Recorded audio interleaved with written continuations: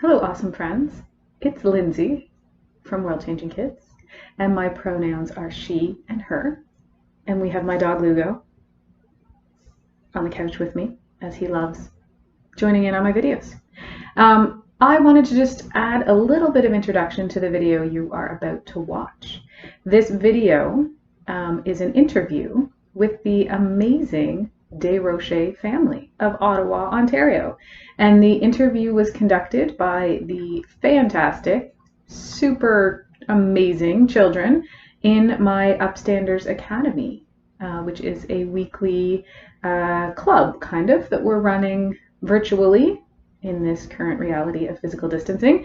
And we get these kids together and we interview people who are doing awesome things to make the world a better place. These videos are unscripted. These interviews are unscripted. The kids just have a conversation with our special guest and ask whatever questions they want to. So I was so honored that Michelle and Bryce joined us for this interview. Why I love the Desrochers family so much is because they had an amazing dream that they worked very hard towards achieving, and they have achieved it. They wanted to build an all-inclusive baseball diamond in Ottawa for their son Bryce, who was born with cerebral palsy and is in a wheelchair. Bryce's parents knew how much he loved sports, and he was already able to play sled hockey in the Ottawa area, but there was no inclusive baseball. There was nowhere that he could play. So his parents wanted to be able to bring the joy of baseball to him, to Bryce, as well as to other families in the area who had children with special needs.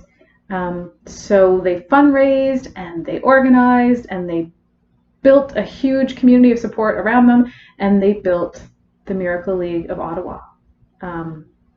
It includes a baseball diamond.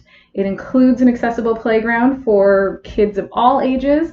And as you will learn in this video, their next phase is an accessible water park for kids, a splash pad. What I love about this opportunity for our kids is that they got to meet Bryce virtually. They got to talk to him.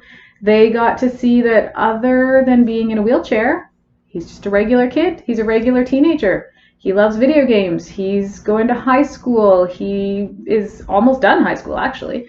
And he's a leader. He's a leader in his community.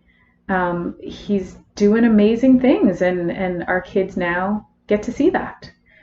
They get to learn more about someone who might look different, and you might not know how awesome Bryce is if you just saw him, on the street. So I thought this was an amazing learning opportunity for our kids, and I'm so happy to be able to share this beautiful interview with you so you can watch it with your kids. So without further ado, I will stop talking and I will get right into the video where you'll see this is our third clip from our 40-minute interview that we did, and we just jump right in with the next question from one of our Upstanders Academy participants. So please enjoy. I have another question. Okay, yeah, you go ahead. Since you have a wheelchair, how do you get upstairs? I can't. I'm in accessible house that's a bungalow, so it's one level. And that's You have to hope for ramps. I have to hope that I have ramps around to get me higher places. That's a good question, and I'll share with you after. I'll email your parents a video by Zach. What was his name? Zach Anner, I think his name is. We love Zach Anner. Oh my goodness, me too. We do too. So we watched a video about the one where he tries to go get the rainbow bagel in New York. Oh. Oh my gosh. Yeah. So I'll share that. I didn't have enough time. I needed like an hour before this class even started to show the kids all these awesome videos. So kids, I will email that to your parents and you will see what it's like when Zach goes to New York City and doesn't know where all the accessible places are and tries to go get a rainbow bagel. And it's very eye-opening and interesting for us who don't have to think about those things. Exactly. Yeah. So great question. Oh, Hazel has a question. Well, mine is, you said in the video that you were gonna try and also make a fully wheelchair accessible splash pad as well. But wouldn't you need special wheelchairs to do that? Because like you can't really get water on a motorized wheelchair. Very good question. The good thing about splash pads is most splash pads are very well accessible for people that are in wheelchairs that are not motorized. But there are special chairs that people use on beaches and stuff that kind of have bigger tires and they're more built out of plastic. And those are the pieces that we would include in our splash pad so that people who drive in motorized chairs could hop into a plastic, it's better than plastic, it's like PVC kind of stuff, that they can go into a splash pad. Actually, any splash pad is very accessible because there's really no hills and bumps and steps and stuff in them. It's just the chair that makes it better. So the splash pad is the 4th phase of our playground, and it's going to take a couple of years to raise all of the money for that kind of stuff, but it's the equipment that we're looking to buy so that kids in power wheelchairs can get into the splash pad. So they wouldn't ruin their very expensive motorized wheelchairs. Great question. Yeah, that I'll also share a video with the kids after of a wheelchair that's made for the beach that allows you to like kind of see what that would look like. So I'll put that video in too. Okay. So much to learn. This is amazing. So much. There's another great website called Mobi Mats, if you've seen that. No. MOBI Mats. Okay. That can show you different mats that you can also put down on top of sand at the beach so that a wheelchair can drive across the sand and get to the ocean if you ever wanted to get to the ocean or a beach somewhere. Okay, I've written that down, so we'll look that up later. Okay, next question. Who wants?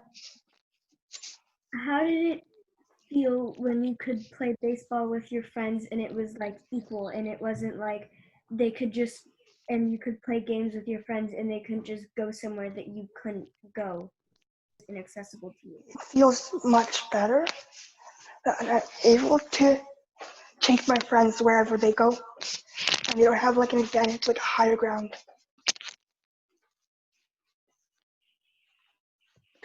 Well, we definitely saw in the video that we watched before how much fun all the kids were having being able to play equally. And I love your space so much. I loved my day there. I want to come back. I know we've been trying to set something up forever and it will happen. We'll make it work. Busy. But yeah, I like the idea of a World Changing Kids team coming out once a week.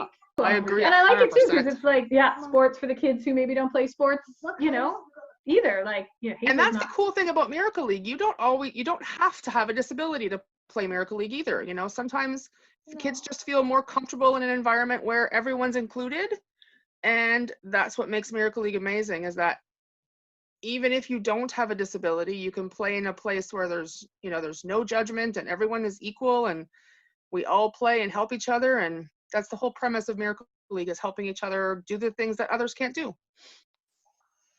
Definitely. And I love it. I know when I was there, I was put to work pushing the wheelchair of an adorable little girl. Yeah, she was in the video. Oh, she was in the video. Yeah, we saw her. Was she?